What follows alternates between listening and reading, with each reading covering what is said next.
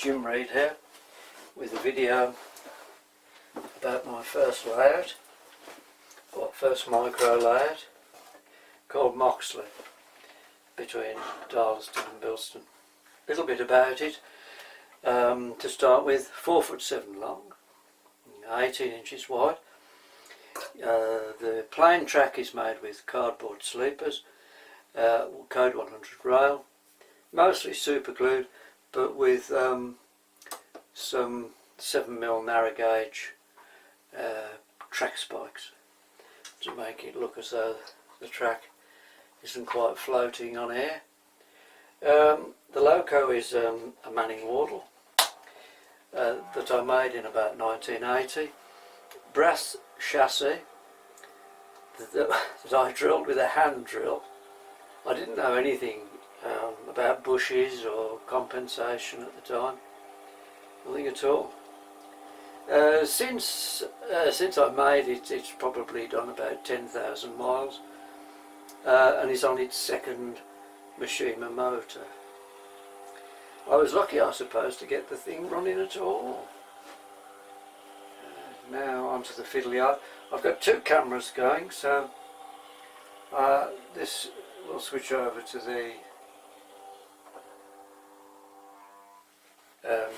the other one at the back once I edit the files. I must explain about the fiddle yard. The fiddle yard has got wobble, and then it's got two screws there and there, and ditto the other side. What happened? This only works, by the way, with two position traverses. And the idea of having the two screws is so that the thing can pivot a little bit to line up both the incoming and outgoing tracks either side of it. So as I pull it up, the wobble is taken out and I can reposition it. Same the other side. So once it's against it, stops. If there's a misalignment with the tracks, I can alter it. Right, so what I'm going to do is just couple up that van.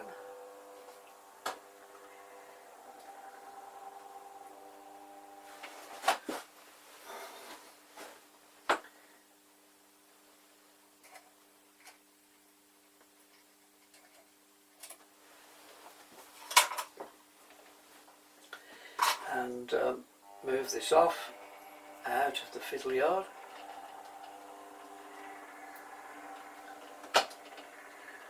The other thing I like about O gauge is being able to uncouple as the train's moving.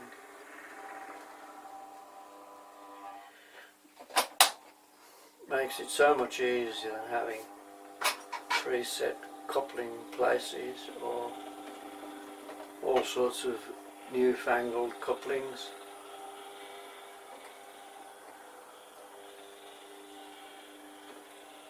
Providing you're short-sighted, the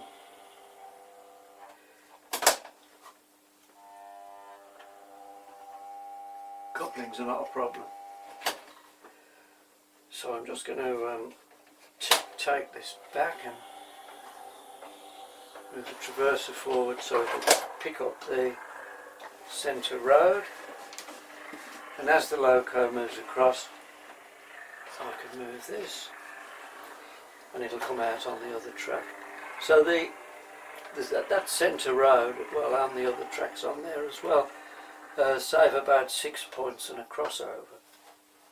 Right, so I'm going to hook up to this Great Northern wagon. Couple that. Take this back.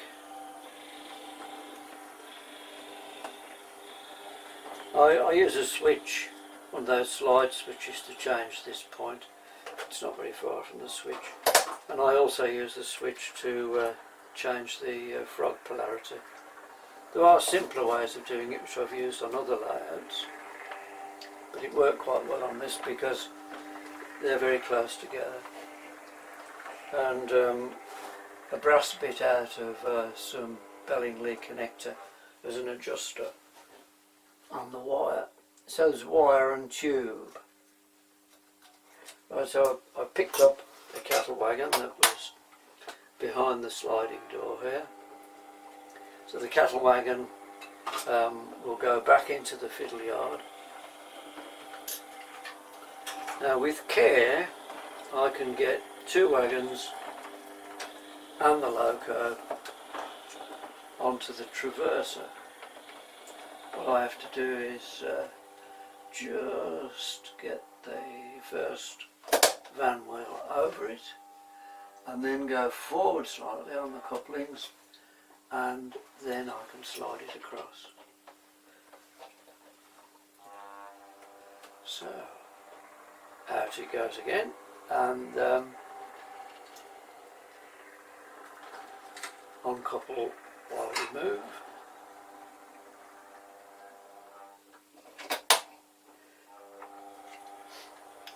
Back with the Great Northern van. That Great Northern van, by the way, is made from card, everything except the wheels.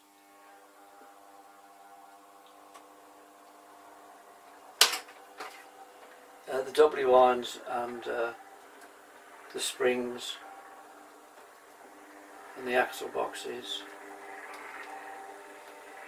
the buffers are drawing pins. The couplings are made from plasticard, I think, on that one. But recently I've been making the coupling hooks from card, Ryman's 1mm office card. Sorry, 0.6mm office card. I think that one might be coupled. Yes, it is. Just uncouple that. Oh, no, I'm sorry, that was the one I wanted to move. It can be quite difficult getting those couplings on when you're working directly above them, but sometimes it works. Sorry if I wrap it on to myself, but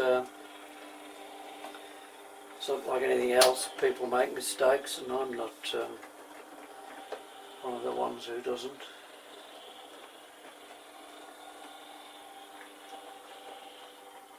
So that's this cattle wagon is going back behind the, he said,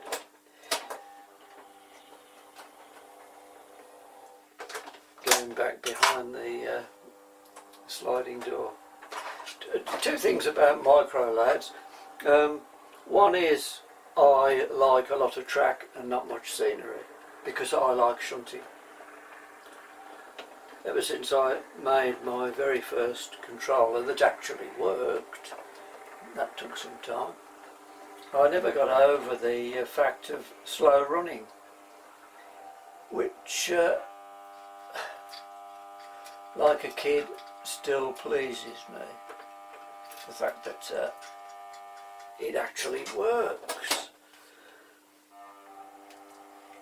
And what would it be? 40 odd years later, it still amuses me greatly. The other thing that is done with micro lathes is to have something very simple, like I just punch that up a bit. There we are. To have something very simple, like a tuning fork, and have a lot of scenery. It just depends what your particular take on the pastime is. The other thing about micro lathes is that you could probably finish one in a year.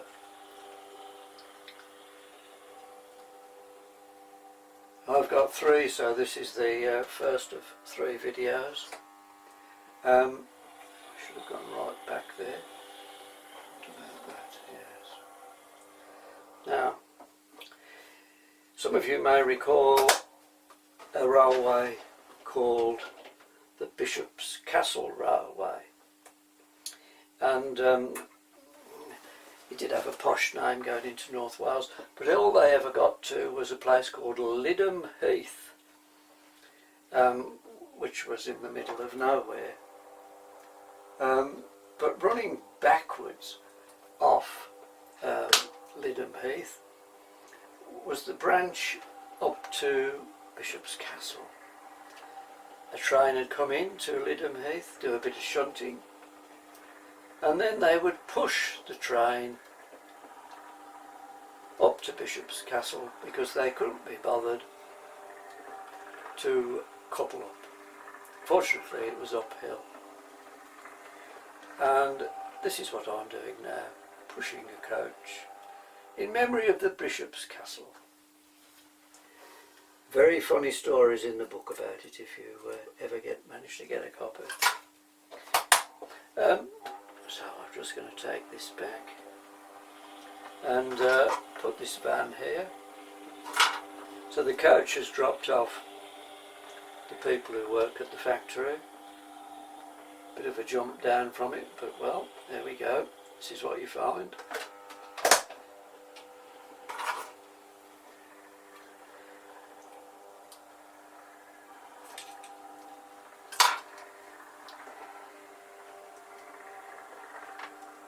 One of the things I find about this, because it's a little bit more complicated than an ingle new, even now, years later, I might have, run it with an 040 loco, have 6 wagons, I can just about get 6 on the fiddle yard, and then build that up to another 6 dotted about here. And then I find, even now that I find different ways of doing things, sometimes I get stuck, or I think I've got stuck, and that's the fun of it, finding ways out of problems.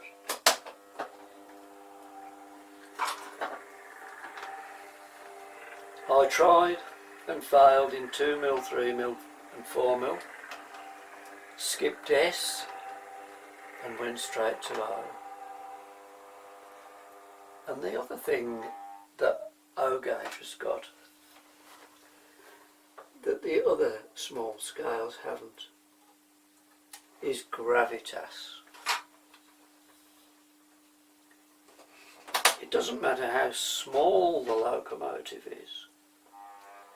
I don't think it's got anything to do with weight. The only thing I can think of is that it's the width of the track. But they just run so much better than the other scales. And they're easy to make. It's easy to scratch build stuff. It's easy to make the track. And with a bit of patience, the locos will run utterly superbly. Well, there we go. Thanks for looking. Very nice of you. Next time it'll be layout number 2. Cheerio.